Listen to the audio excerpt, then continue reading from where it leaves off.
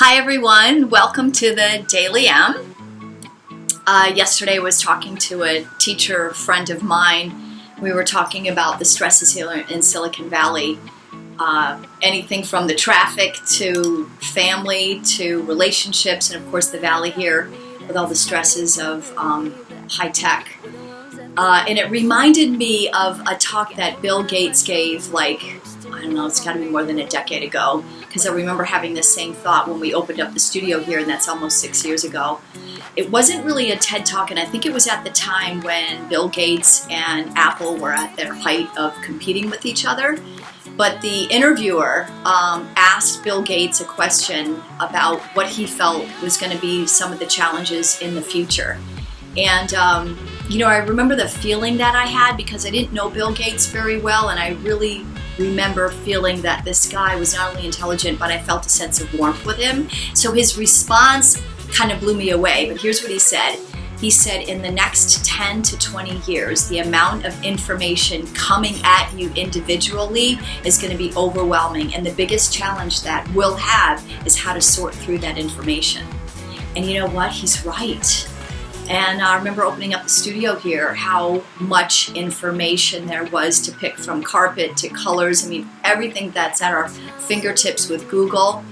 And I was reminded again of that the other day. I got a new phone, and my work life has changed.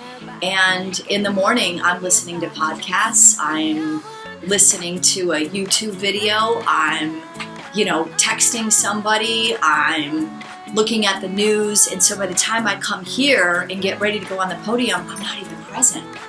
Like, everything's kind of taken my attention. So everyone, it's just another reason to do your yoga practice. And you hear me say that a lot, those of you that take my class, it's a room that has absolutely nothing in it.